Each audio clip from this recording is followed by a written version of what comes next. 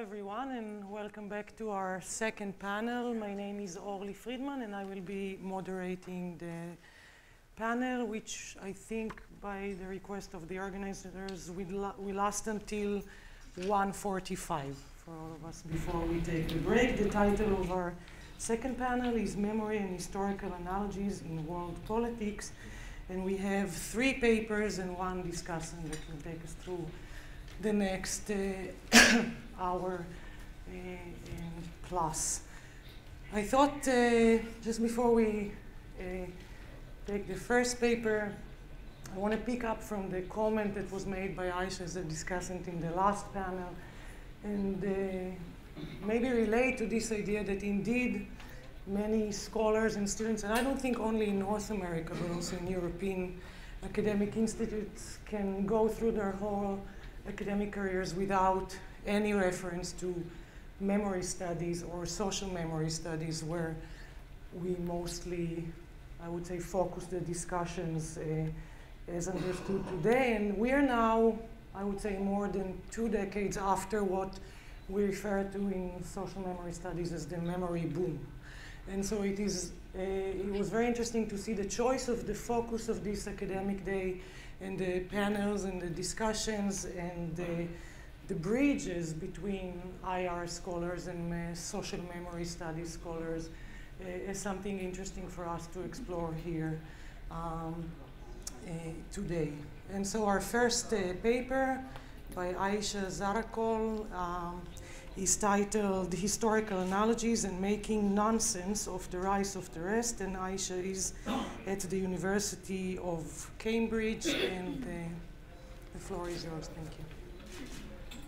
Thank you. I'll try to be brief since you've already indulged me. This paper comes out of my time. I spent 1 year in Washington, D.C. During the 2012-13 academic year. I had a fellowship that took me out of academia and placed me on the Hill working for the US Congress. More specifically, I was working for the Congressional Research Service, which is kind of like a public think tank that is in the service of US congressmen. If they have any questions, they need background, they need testimony, they call up on the service, and the experts there basically write memos and reports giving the background. And it's supposed to be nonpartisan. It's supposed to be not take any positions on issues, but just the facts as to the extent that's possible. Once I got there, they didn't know quite what to do with me, so I was given the task of, I was helping with memos on Turkey and so on, but my primary task was to do research on rising powers. So this is 2012. By that time, as I discuss in the paper, everybody in Washington, D.C., every think tank was writing about the BRICS, the rising powers. So the Congressional Research Service wanted there to be some kind of culmination of this research. So I actually spent the year reading all this what's called the gray literature, what the think tanks produce.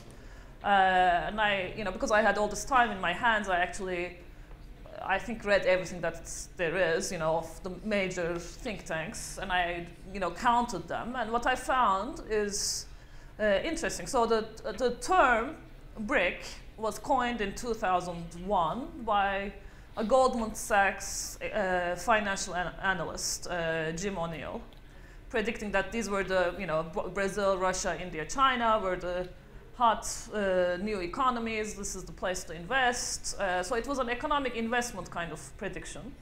Then, because I think the acronym was so catchy, and Jelena and I have done some work on branding, and I think the acronym figures into that.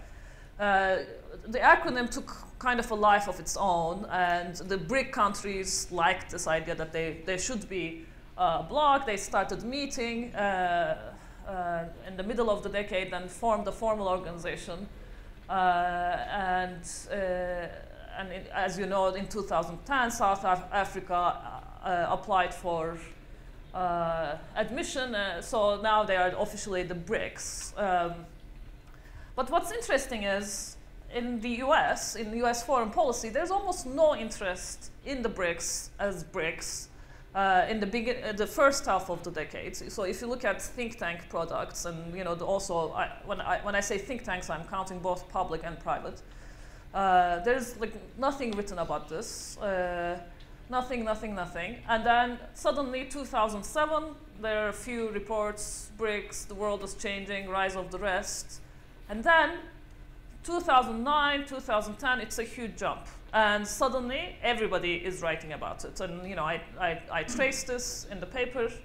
And I haven't had a chance to go back and update my records, but I've been following it. And my general impression is that this interest is tapering off as we speak. So because of what's happening in Ukraine and what's happening with ISIS, so the worries about Chinese economy going bust and so on. So the talk of town is no longer the rise of the rest or rise of China, but really other things, return of old geopolitical problems in a way. So what we're looking at is a period of roughly 5 years where the American foreign policy establishment kind of lost its head around this, this hyped up thing that was happening. Rise of the rest, rise of BRICS.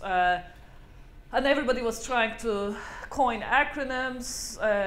Other countries got on the bandwagon. You have MIST, which is Mexico, Indonesia, South Korea, and Turkey, or MINT, Nigeria, I guess sometimes isn't there.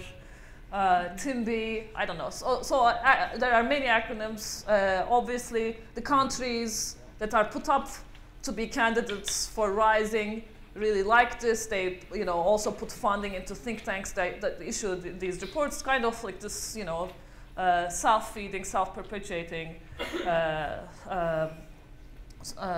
circle of research. So so I found this very interesting because everybody was writing about it. Everybody was writing as if it is definitely a thing that's happening. Well, I should qualify that. Everybody was writing about it as a thing that's separate from the analysis. So it's as if this is a physical phenomena that's happening out there. We're in DC, we're writing these reports. The people in these countries don't read these reports that are written about them. We pretend that there isn't this, exchange of information, that they don't shape their behavior around these, these reports that are being issued in the DC and so on. And when you look at the academic literature, it actually follows the same pattern. The academic literature on rising powers, well, it's either ahistorical, there's this realist literature on rise and fall of great powers, or the current literature, it's very oriented towards international political economy. Again, this is happening, how do we manage this, and so on. So I didn't find, in all the reading that I did, any kind of critical distance, which is what I want to bring to this issue. So if we believe that our memories, analogies, the things that we say, these have shaping effects on the world, then certainly this frenzy around this hyped up concept of rising powers, it's something that's worthy of critical study also. So I've launched on this actually a very big historical project about this, but in this particular paper, I'm looking at the different attitudes that I see in American foreign policy establishment, and I categorize those into 4 basic veins. And I make the argument that these attitudes don't really tell us anything about what's happening with China. These reports are not revealing about China. You can't read a think tank report issued in DC and learn about China. What you learn is what US is worried about and what US expects will happen. So the reports are much more revealing about the US than they are about China, and I think that's how they should be studied. So if you look at this literature, what you find are 4 attitudes, and in the paper I give them playful names that I borrow from various films and pop culture, but I realize not everybody may be familiar with those, so I will just summarize. So there's one attitude, which I call the Lord Grantham attitude. So if you've seen Downton Abbey, so this attitude is we don't need to be worried about rising powers because we're not really declining. You know, US will always be kind of at the top. So there's that attitude. Then there's the attitude, they may be rising, but they will never rise enough to catch up with us, which I characterize by reference to the movie Princess Bride. But anyway, so this attitude is kind of a condescending attitude. They may do okay, you know, China may do okay, but it will never be the US.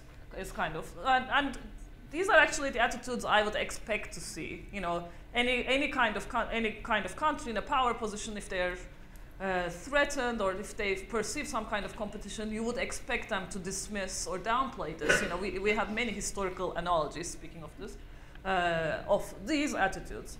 The third, actually, what is the predominant attitude in the foreign policy establishment is what I find surprising, which is this hopeful, idealizing attitude about rising power. So if you read the think tank literature and also a lot of the academic literature you know, about rising powers, it makes the argument that the rising powers will be great for the international system.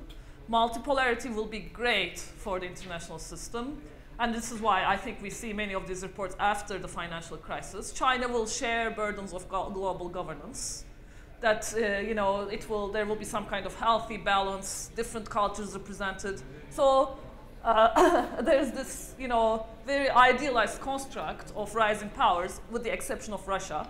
This is a special case, but with the others, Brazil, India, to some extent the smaller ones, Turkey, you know, Indonesia, they're idealized as like helpers. So this is, I think, what is very interesting. You know, we don't expect that a power that is threatened will idealize its competitors, and I don't really have a very good answer to why this is happening. Part of it, I think, is because the US hasn't completely, Americans have not completely accepted that they're in decline, and you know, this type of idealization of secondary actors you see when people are speaking from a position of power. So some of it is still speaking from a position of power, but also, as I try to argue in the paper, it's also the memory of America's own rise and the construction of that narrative as a very benign and something that's good for the international. Americans, you know, remember it as this way, that it was very good for the international system, it was good for the previous hegemon, Britain, etc. Because they remember their own rise in this way, I think they're projecting into the future in this way. And then a fourth attitude, which doesn't exist in foreign policy circles, but to some extent in academia, is that these countries will rise, and then they will, you know, take kind of like a revenge. You know, they will, you know, right the wrongs that the West has committed against the East, and so on. So those are the four attitudes, and yeah, I think I think this is how like rising powers should be studied, as opposed to taking it for granted that this is certainly something that's happening. But I'll stop there, and we'll talk more in Q&A. Thank you, Ayse.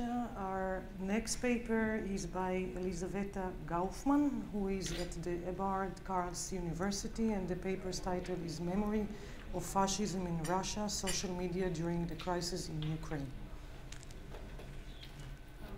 Good morning, everyone, and thank you for inviting me. Voila.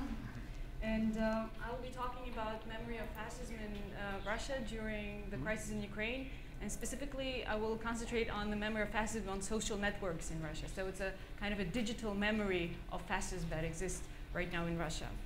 So first up, I need to note that World War II is remembered differently in Russia. It's not World War II, it's a Great Patriotic War, which is in itself another collective memory reference to Patriotic War of 1812, so the war against Napoleon.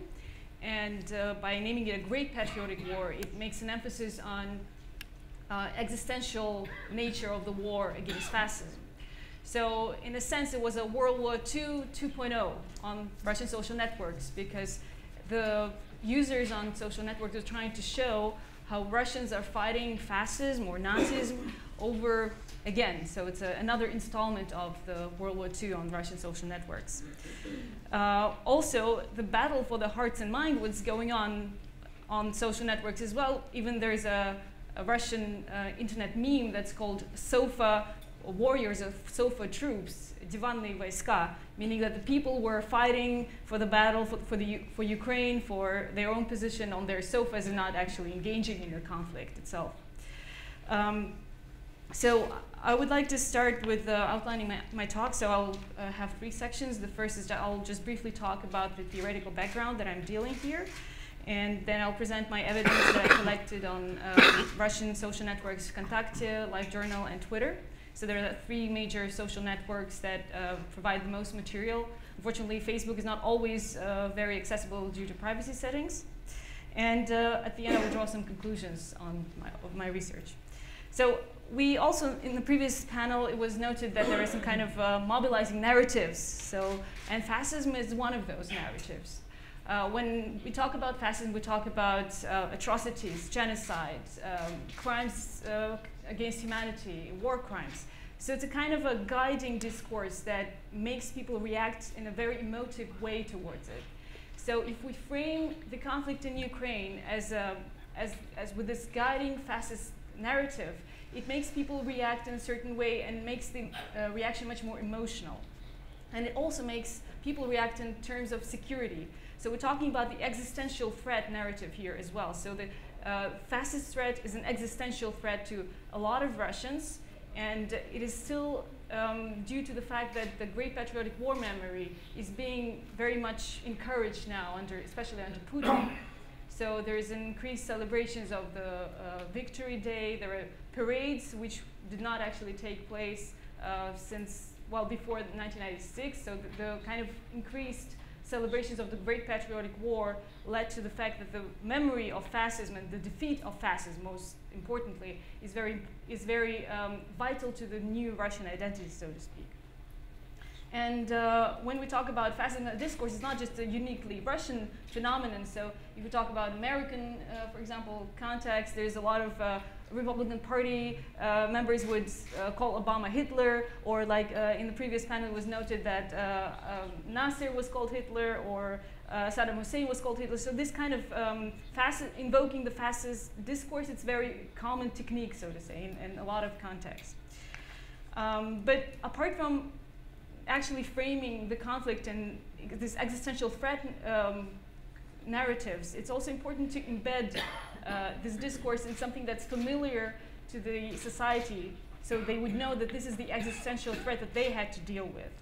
And when we talk about fascism in Russia, the memory of fascism is connected to the whole existence. So this is a very pivotal narrative in the Russian identity, and it's very important to construct it in such a way that people will remember, or like actually if they physically cannot remember it, because it's a post-memory phenomenon. So most people actually familiar with the Great Patriotic War through narratives or through media, film, so they don't know actually what happened. And there was a very very big memorial work that was carried out in Soviet times and also in the modern Russia times in order to create some kind of more uniformal narrative of the Great Patriotic War. So when we talk about digital memories, it's more of real-time memory mediation. Memory is not stable, especially collective memory. So it's a subject to change, and if we take a look at the social networks, we can actually observe this process in real time. So we see how pro-Russian or pro-Ukrainian supporters clash on social networks, how they use the different narratives in order to propose their own position. And in the data that I collected for this paper, I analyzed the 3 networks that I mentioned in the introduction, and there are several narratives that are existent. So first of all, the word fascism was mentioned numerous times on not just social networks, but also mainstream media. So there's a service called Integrum Worldwide. It registers the mentions of certain terms on mass media. And it registered a huge spike since the beginning of Euromaidan in Ukraine. So actually, by tracing the dynamics of the mentioning of fascism on mass media, it's possible to see the Russian engagement with the topic. So for example, one of the biggest spikes was registered in March, so when the Crimea was reunified with Russia, as the pro-Russian people would say, or annexed, but as Ukrainian position would go. And also, the way people talk about the conflict in Ukraine is very indicative of their own position as well. So for example, Russian mass media and social network users, they have a pro-Russian position. They use the word opolchenцы, which means militiamen, to refer to the separatists in eastern Ukraine. And this is another memory, collective memory reference. So this is a reference to the 17th century fight against the Polish-Lithuanian invasion. So this is another collective memory reference of fighting off the foreign threat, so to say. And it's also important to note that there is an anti-governmental position on Russian social networks as well. And probably it's only possible on social networks because in mainstream mass media it's hardly possible to witness that kind of discourse. So that kind of discourse can be termed Colorado discourse because of the St. George's ribbon, which is black and orange, and it's the colors of the Colorado pest beetle. So the people who want to kind of insult the pro-Russian separatists, they would call them Colorados, to invoke this existential threat of a pest, but also to say that how increasingly negative they are for the population in Ukraine. Another term that was also used was Luganda, to indicate the low level of development of the people who are in the Luhansk, the People's Republic. Another interesting narrative that is connected to fascism is framing of the EU actually as the Fourth Reich. So this might come as a surprise to a lot of to a Western European audience, but a lot of Russians actually see European Union integration as an expansion. So it's a kind of a quest for Lebensraum in a way, and a lot of visual material that I collected actually reflected that point of view. So a lot of them actually, a lot of users posted some kind of World War II pictures of Nazi prisoners of war and connected it to and called them Euro integrators, for example. So this is they wanted to indicate the forced nature of the integration as something that the population of Ukraine does not want. So this is another reference to fascism in this case. And there's also, the fascist discourse was not only used by the pro-Russian commentators, it was also used by pro-Ukrainian commentators. So during those clashes that I observed on Twitter especially, the way Putin, for example, was called Putler, to have the connection with Hitler. His youth organizations were called Putin Jugend, so to make this kind of connection that these youth organizations that are very active in this promoting this pro-governmental discourse, to make them resemble the youth organizations in Nazi Germany.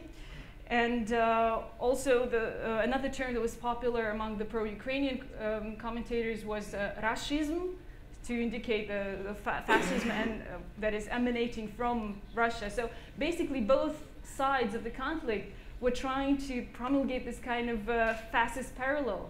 And it often ended up with so-called holy wars, the kind of protracted discussions on the internet where none of the sides actually wanted to change their mind. They were just, it was the argument for the sake of argument in a way. And a relatively new phenomenon that I observed was the fact that the support for the pro-Russian separatists in the eastern Ukraine was mainly to observe in nationalist groups as well. So it's a new phenomenon because before, for example, in 2010, 2011, when during the race riots in Moscow, Putin was seen as a sort of a traitor for the nationalists, for the Russian racist movement. But now with the reunification of Crimea, he was actually seen more as a role model. And as well as the sociological services note that his rating is shooting through the roof, so it's 87% approval rating for Putin. That never happened before. And a lot of evidence that I collected actually comes from very much nationalist, racist groups on social networks, especially Kontakte, which is a very useful tool for mobilization among kind of ultra-Nazi groups in Russia. So that's actually the way they mobilize for different campaigns where they hunt foreigners or non-Slavic looking people, which in their own definition.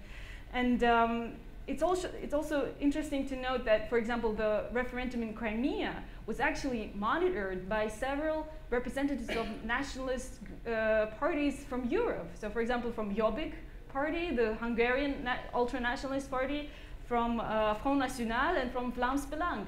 So this is actually European parties, and that's actually a fact that was heralded by Russian media, that, oh, see, the Europeans are actually monitoring the referendum in Crimea. So there's like this sort of lending legitimacy to the whole annexation process in a way. So in conclusion, I would just like to note that Great Patriotic War is a very powerful collective memory reference in Russia, and it actually probably one of the reasons that there is such a huge support for Putin and for the actions in Crimea, so-called Krym Nash, Crimea is ours movement, that is very popular on social networks as a hashtag, for example. And it also shows that there is even though there is a variability of the discourse of social networks, but it might not be representative of the whole population, because social network users represent only a fraction of the Russian population, so it's probably about 50 million out of 140 million of the Russian population. So it's a kind of a limitation for my research, but on the other hand, it represents an interesting discussion on fascism and collective memory in Russia. Thank you.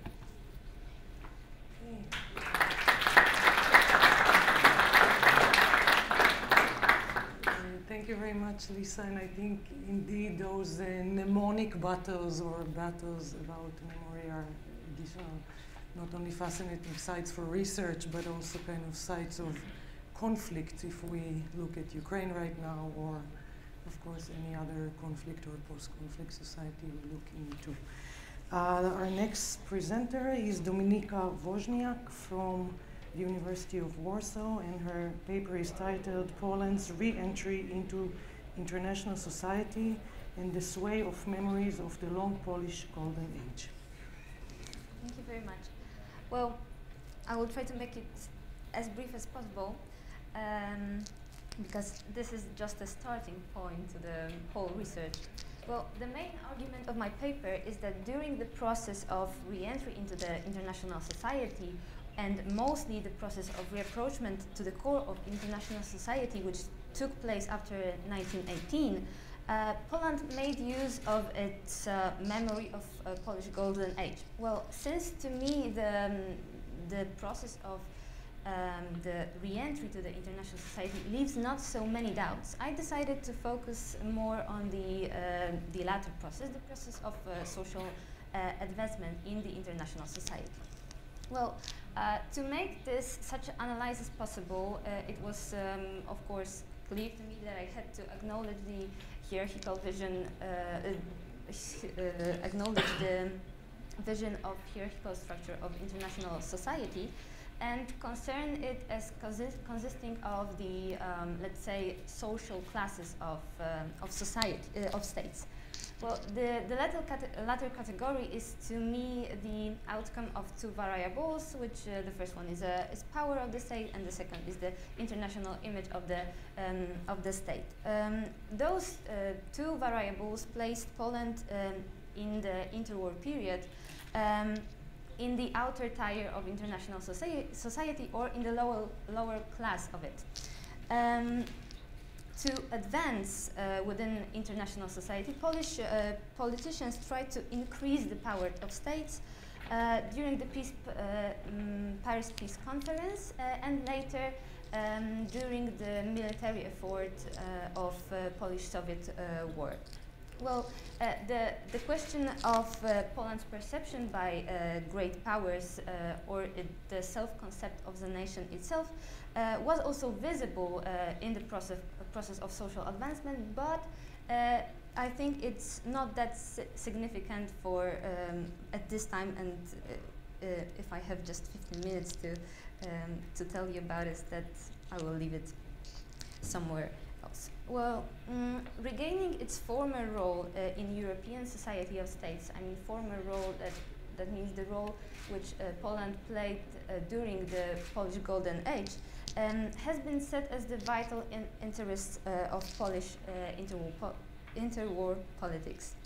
Well, to justify their claims of restitution of former Poland, the Polish politicians employed in their discourse the myths of long Polish Golden Age, and this period, which I call long Polish Golden Age, refers to 16th and 17th century.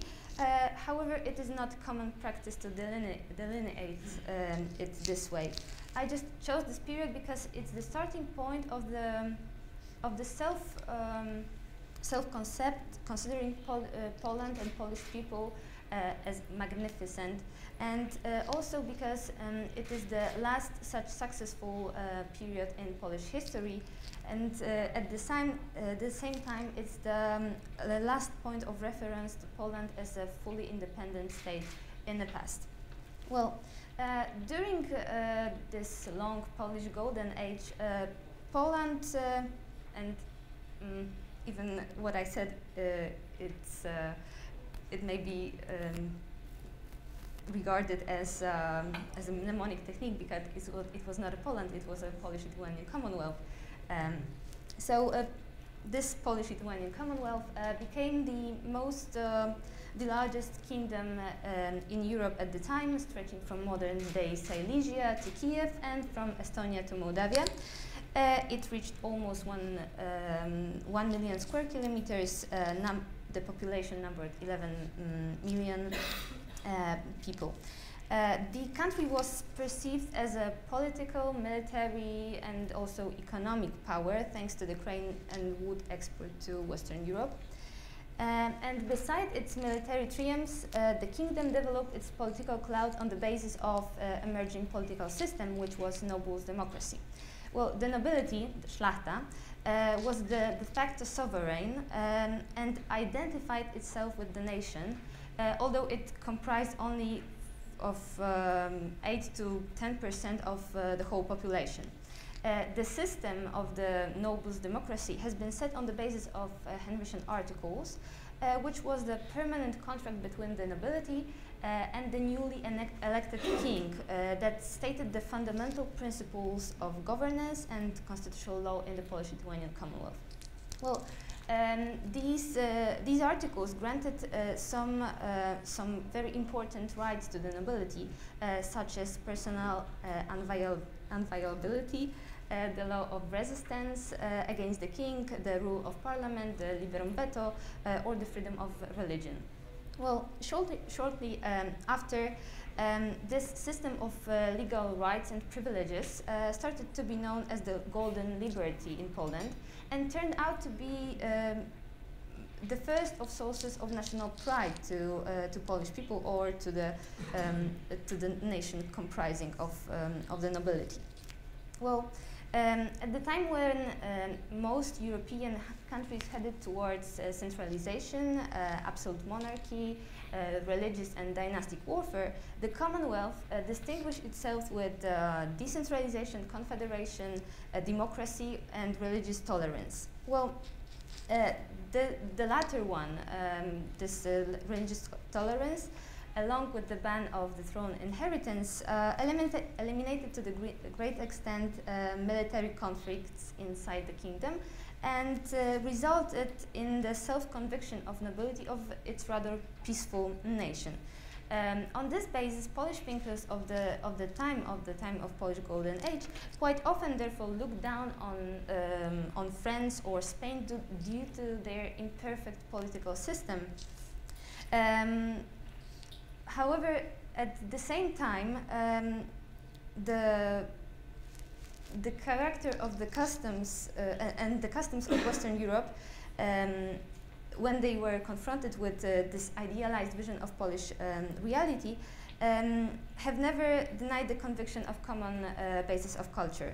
On the other hand, when it comes to the comparisons between Poland and other non-European, non-European polities, these differences were considered as the epitome of tyranny, threatening the golden liberty of Polish nobility. And this image, it is, I think, important, was used after as a condition to regard Poland as the bulwark of Europe, because Szlachta thought that it is about to stand guard on over the European values confronted with Asian despotism. Well, during the Golden Age, Poland may be therefore characterized by three dogmas of self-concept manifested by nobility. Well, the first is that Poland is the bulwark of Europe and is the defender of Christian Europe and later the European civilization. Then Poland feeds Europe. And the third one, that Poland has the perfect political system which implements liberty, the fundamental value of European order.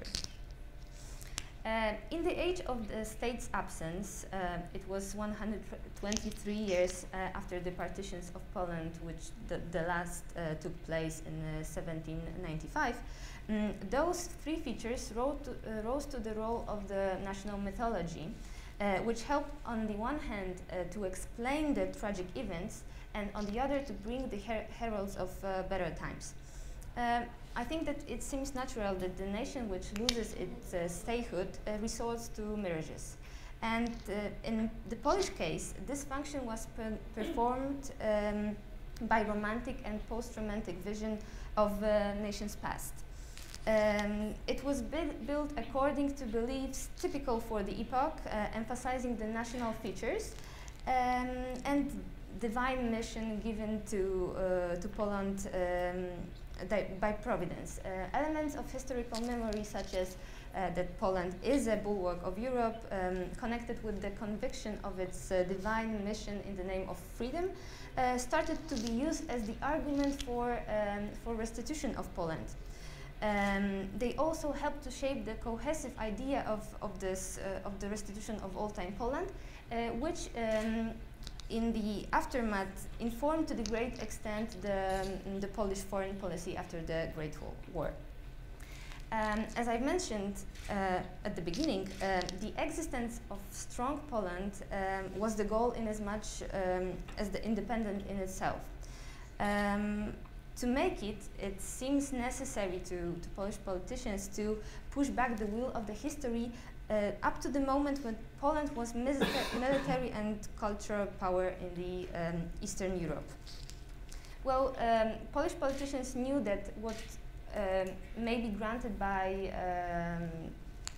great powers during the Paris Peace Conference do not meet their expectations. As I said before, these claims were justified on the basis of historical memory. Firstly, as I try to draw your attention to this point, the Second Polish Republic was perceived as the continuation of Polish-Lithuanian Commonwealth. The early interwar Poland has been perceived not only as the rightful inheritor of the former state, but it was exactly identified with it despite many significant differences between Polish-Lithuanian Commonwealth and Second Polish Republic. On this basis, Polish politicians, the Polish delegates to the Paris Peace Conference were prepared to invoke in the course of negotiations the historical right of Polish nation to certain territory and its former function among the nations of Europe. And what best, to me, presents these established assumptions is the instruction conveyed for delegates by the Chief of State, Marshal Piłsudski, and his idea posited as following. The borders of future Poland should secure its expansion towards east and fulfilling their colonization. Poland must set the expedient and permanent boundary in the east. It should include Lithuania, Pinsk, western part of Volhynia and terrains of central Galicia. Lithuania should be united with Poland due to the necessity of its colonization, historical community, common religious tradition, and finally because of loads of cultural education given to it by Poles. Polish influences in Lithuania are currently the only support for this country against Bolshevism, and if we are not able to strengthen it as a barrier, the deluge of Bolshevism to these countries is certain. Well, the references to the former territory of the kingdom, its civilizing mission, and the slightly rewarded role of Poland as the bulwark of Europe, defending Europe from not now from the despotism of Asian politics, but from Bolsheviks this time, are therefore easy to recognize in this part. Such claims were also spread during the Paris Peace Conference by the Polish Bureau of Congressional Task and private initiative in propagandist brochures. However, this try failed completely. Neither the postulates of Polish delegation in Paris nor the propaganda meet the expected ends. Since the western border of Poland was defined permanently in Paris, the problem of eastern ones was to be solved by military effort. The ideas of both statesmen, Józef Piłsudski and Roman Dmowski, and why I am emphasizing those two names is that these were the politicians who had completely different political idea and political claims in the internal politics. Well, to these both statesmen, the fight for eastern borderlands was the fight for recovering former power of the country by regaining both the rightful territory and the traditional sphere of influence of Polish cultural cultural influence. Well, enrichment, the power of the country of these components were to guarantee the social advancement within international society, both, as I said, in the visions of Piłsudski and Dmowski. Well, as only the first one has the direct influence on foreign policy of Poland, I will try to just briefly present you what was his idea. Well, the primary goal of Piłsudski at this time was to create the Eastern Empire, or the Polish Empire of Dominions, which would unite territories of Poland, Lithuania, Belarus and Ukraine. The union of these nations was about to form an alternative for Russian domination in the region. But Piłsudski knew that would maybe granted by the treaty, and that the resolutions of the treaty will deter his plan. Nevertheless, he decided to take a military effort and to engage in the Polish-Soviet war, which to me was stepping out to such level of self-reliance, which have not been ascribed to it to Poland from over 100 of years, and I think it is the important step towards regaining the power, or regaining the former political clout. So, as we know, the both attempts to restore the former shape of Poland failed. Both the negotiations of Paris Peace Conference and the Polish-Soviet War. And what might summarize best these events and this failure is also where are also the words of Piłsudski for the third time, I think. And after a few years, after the end of the Polish-Soviet War, he said during his lecture that the perception of the world has been based only on the relatively recent past, which testified against us. The whole world was of the opinion that all Polish claims towards territories eastward Bug River are aggression, that those territories are entitled to Russia. 100 years of captivity, which we conquered, left its mark not only in us, but also in the masters of this world. So I think that best summarizes it and explains the events again on the basis of historical memory. Thank you.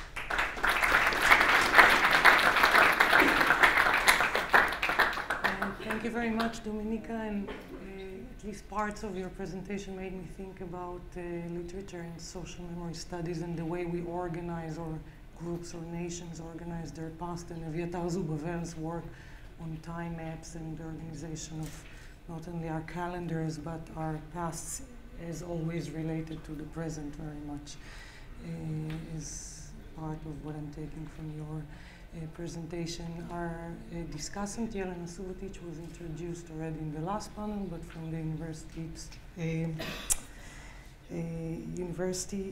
Georgia State University. I didn't know which one comes first, the state or the university. So please, your same mutually constituted relationship. Okay, so I'm going to kind of follow Ayse's lead in the previous panel. I'm going to first talk a little bit about something in general, and then that actually came out from the first panel, and then I'll say a few words about the individual papers. So the first thing is what we discussed in the earlier panel is whether there's any use in employing historical analogies as a methodological technique, and how we get easily annoyed and frustrated when policymakers use wrong analogies and they draw wrong lessons. And they always do that. There's never been one, come up with something where you said, that was a fantastic analogy and the policy that was created out of that analogy is something that I support. That has never happened. So we, I think, agree that the political use of historical analogies is very problematic and questionable and can lead to suboptimal outcomes.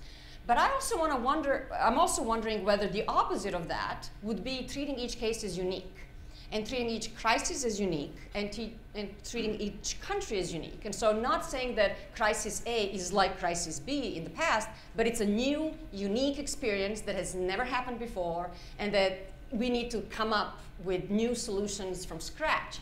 And I find it somewhat equally annoying when I read about countries being unique and countries' problems being unique. And all of the countries that we studied here, I've read about them being unique. And Serbia is unique, and Croatia is unique, and Turkey is unique, and the US is very unique. And oh boy, Israel is incredibly unique. And you can never possibly compare it to anything else because of its unique experience. So I think there's a downside in rejecting the use of historical analogies and kind of learning from the past in uniquization, which is a word I just made up, of each individual country's experience. So I don't have any solutions in life or in general, but I wonder if there's a way to kind of bridge this aversion to uniqueness and an aversion to historical analogies in a way that would solve some of these problems. The second general point I want to make is,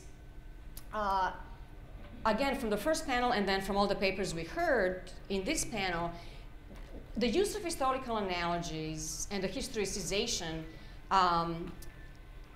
tells us more about the speaker and the writer of that narrative than about the case that's being analogized against.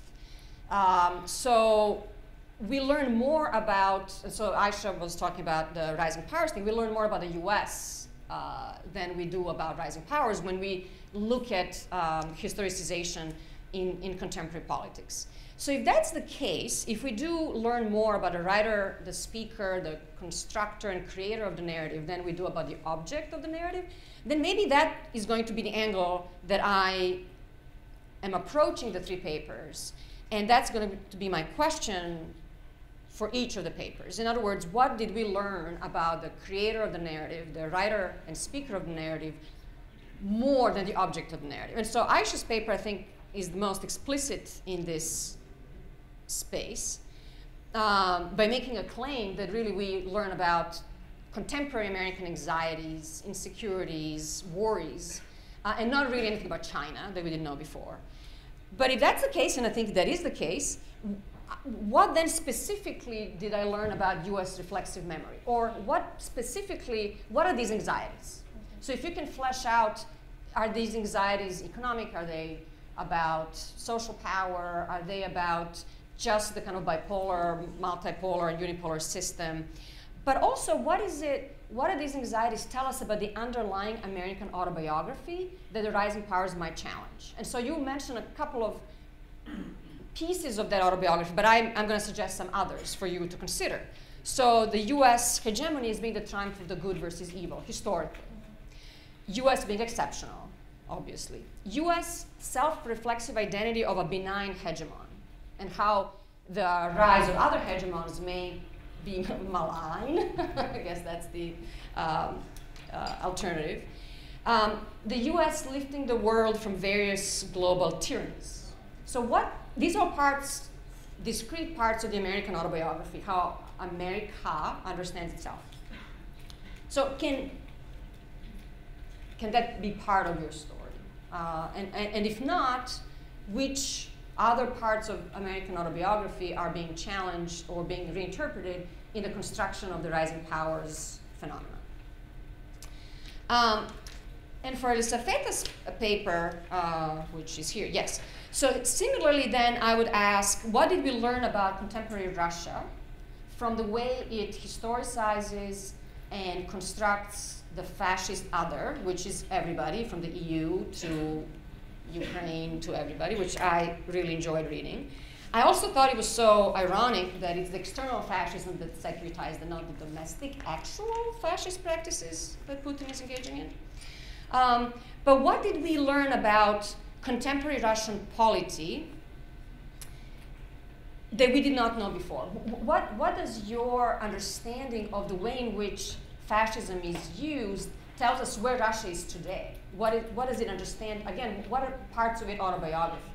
What does it understand? Does it understand itself to be the benign hegemon or the benevolent empire or spreading a particular worldview globally or expansionist?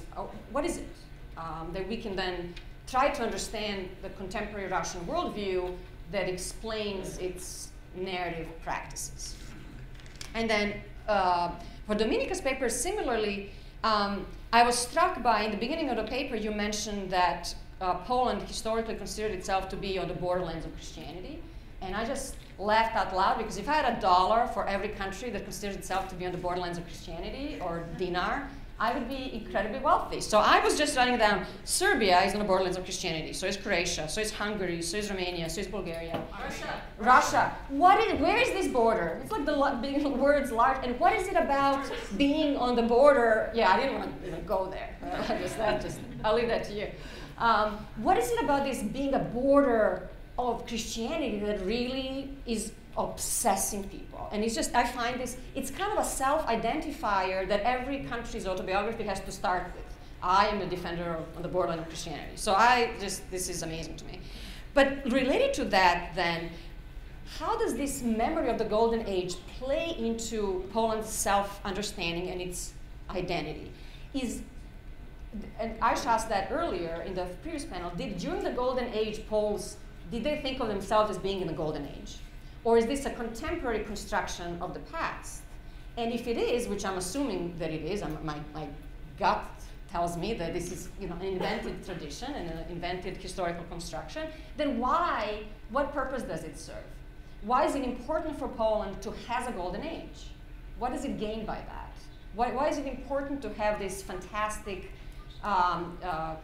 political system? Is it to differentiate itself against others who are not as perfect? And who these others are, and for what political purpose? And then, even though your paper is historical and doesn't really talk about contemporary use of this narrative, I wonder if you could tell us what it is. What is the contemporary Polish view of the Golden Age? And then related to that, what is contemporary Polish view of its role in the international system, its EU power, its rising power within the EU, its kind of success story of Eastern Europe, and how does that then relate to this very romantic view of its past? Thank you. We clap for that. Yes.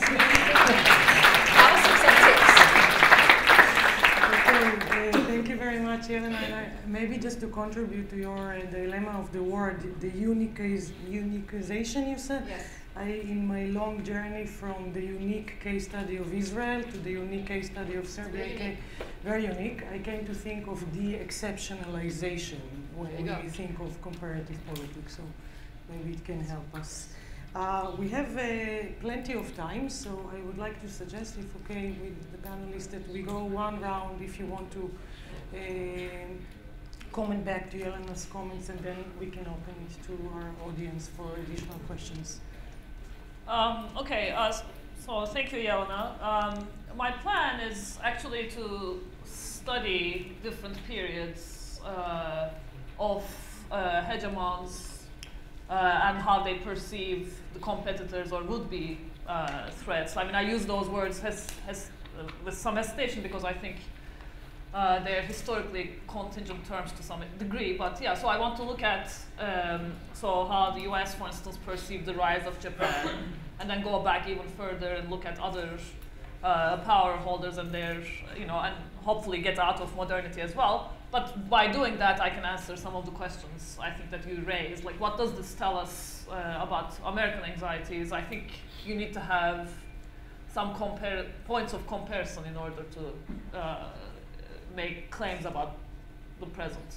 So I will try to do it. I haven't done it yet. It's my short answer. Thank you for your comments. Actually, it's really true that by looking at the discourses of others, we can learn a lot about the actual identity of the person who's uttering those narratives. And it's true that fascism is one of these quintessential others in current Russian discourse that helps to put Russians on the right side of history, so to say. So Russia, as the country who fought against fascism, makes it exceptional. It makes it the country that defeated fascism, and everybody else was sort of on the periphery. Americans, they were somewhere in the Pacific. They didn't really participate. The Europeans gave everything away. So it was more like the Russia that spearheaded the victory over fascism. So this is the ultimate narrative. So this kind of a self-inflation, this kind of psychological need to define yourself as a good one in the fight, so to say. So it's a kind of a knight in shiny armor trope, to use Ayse's popular culture references. And also regarding the borderland, also Russia considers itself also as a borderland, as this kind of beacon of the last beacon of Christianity as well, actually, especially in the last years. So it's again this trope that helps to enhance your own standing in the world. So it's the only country that tries to counter the American expansionism, the European expansionism. So it's the kind of again, this fortress, as maybe siege mentality that helps to mobilize the internal politics as well. So if you're under siege from this others, from the fascist others from outside, that's what helps you mobilize the internal politics as well. And as your question about the worldview, I would say that Russia is trying to portray itself as not as a hegemon. It's probably not trying to expand. But it's more about this sphere of influence, as was also noted in the keynote as well. That's one of the key factors that Russia has, is the sphere of influence. And now when it's losing it, it's also an existential threat to its ontological security, also to its understanding of it as being this great power. Thank you. Well, first of all, thank you for the comments. What is about being a bulwark? That strikes me, because I think that it might be, I think I'm trying to imagine an answer. I think that in the case of Poland, being a bulwark, first of all, gave a role to Polish nation, and that you have a role within an national society. I think that you are much more important if you have a role that that make you defend some other nations from a tyranny of Asian politics, and it makes you the nation responsible for their fate, for it, let's say. So I think that it's regarding ourselves as a nation being a bulwark or of anything makes us feel much more important, and gives us even in as for our self-concept the conviction of our power and our place in the society of states. Well, the second question, why Golden Age, and what does it, where does it help to consider ourselves as we are, and if it is the invented tradition or if Szlachta regarded themselves as being in the Golden Age at the time. I think that that it might be said that the Szlachta exactly regarded as being in the very special moment of Polish history, when Polish state was a powerful one. And I think that these convictions of their magnificence, their exceptional political systems, is exactly the what we today call the Golden Age. And as for the invented tradition, of course, the name or the term of Polish Golden Age was coined today.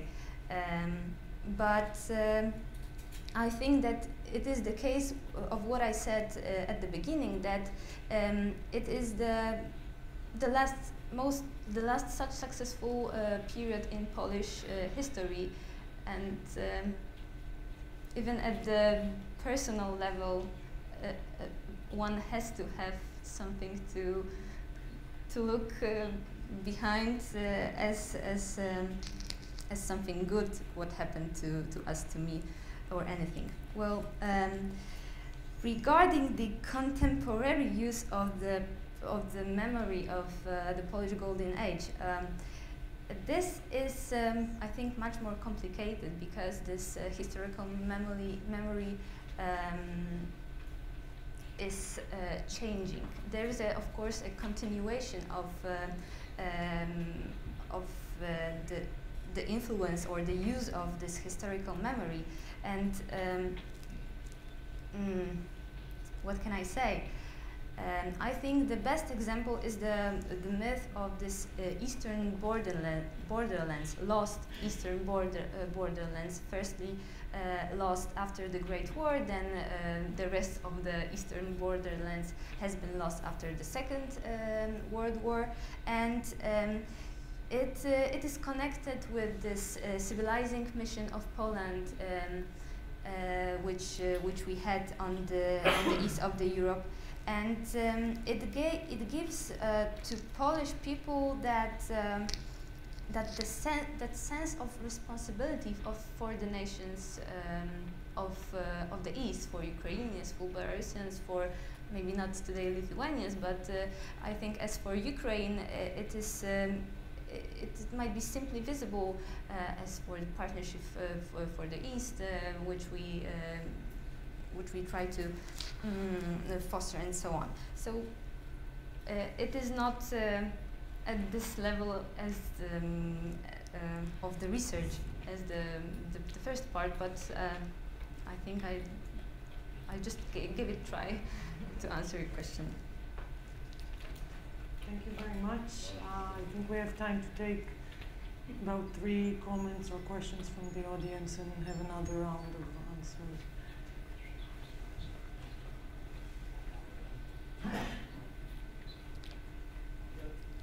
Thank you, Hans Moritzen. I would ask, it's a question mainly to Dominika, and it's generally when we in memory studies we sometimes tend to overestimate the significance of memories, but therefore it could be interesting to hear how much how memory competes with other concerns. For instance, when Pilsudski launched this war that you mentioned, this Polish-Soviet war, I mean, I know nothing about that, so it's just out of curiosity. I want to know: have you studied the documents, the historical documents? Have you seen? I mean, Pilsudski's incentives to launch this war. I mean, was that only because of his fantastic memories? I can see those memories as a legitimizing factor, of course, but behind the facade, have you any impression whether did he have a certain more contemporary concerns than the historical past? Do we have additional questions?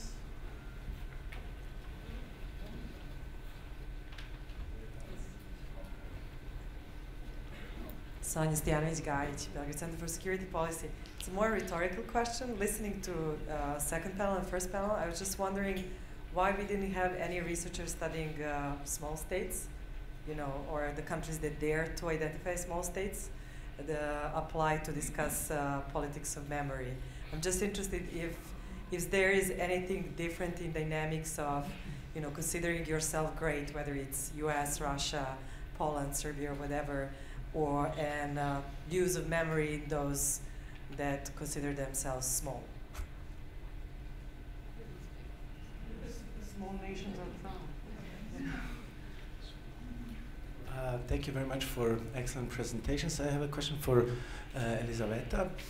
You mostly studied the Russia's references to fascism and to collective memories. Have you studied Ukrainians' references to collective memories and to recent or more distant past, and what these references are actually doing for contemporary security policy and the anti-terror campaign?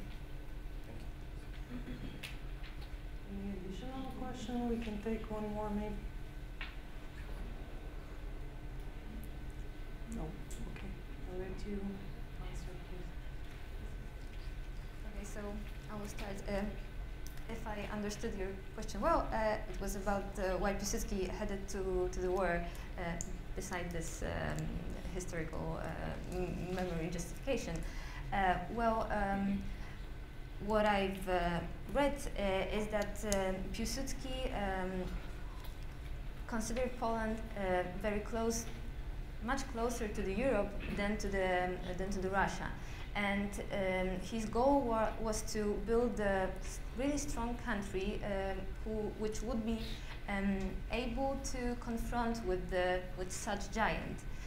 First, he wanted to be able to confront with Tsarist Russia and the political system of Tsarist Russia has been perceived by Piłsudski as the strong threat towards the whole Europe. Then, after the 1917, he also perceived this way the Bolshevism. So that is why this war was of such importance to Piłsudski. I hope it's a sufficient answer. Actually, I will try to address all three questions because they're kind of related a little bit. So you mentioned the legitimatory power of memory, and in this case, in Russia, it actually works really well because this kind of memory of fascism is a certain legitimacy factor for intervening in Ukraine. And when Putin signed in the law to apply Russian troops in eastern Ukraine, that was the legitimacy for it, was the memory of fascism. And as for smaller countries, actually there's a wonderful project called Memory at War, and they actually studied also Serbian memories of Ratko Mladic, for example. So there are also this kind of projects that are dealing with smaller countries, so to say, but So in any case, there is research that is directed to that area as well. And as for Ukrainian question, I mostly concentrated on the Russian networks, but there is also there's a paper about the memory of Stepan Bandera in Ukraine. So a lot of Ukrainian collective memory about the Second World War is very polarized. So it's either extremely pro Stepan Bandera, who actually participated on the German side in the Great Patriotic War, and in the Soviet historiography was branded as a fascist, as a Nazi collaborator, pogroms, all those things that come into play. And that's one of the reasons that the Russians actually called the proponents of the European integration, or the people who were in Western Ukraine, who live in Western Ukraine, they call them Banderovites, Banderi. That's the kind of memory of fascism that exists in Ukraine, but it's very polarized. So if you look at the Eastern Ukraine, there are a lot of people who will call Bandera a fascist, and so this is very, very much kind of East-West divides, unfortunately, and there's no kind of consensus like it is in Russia right now, for example, more overwhelming consensus that is in Russia. So, yeah.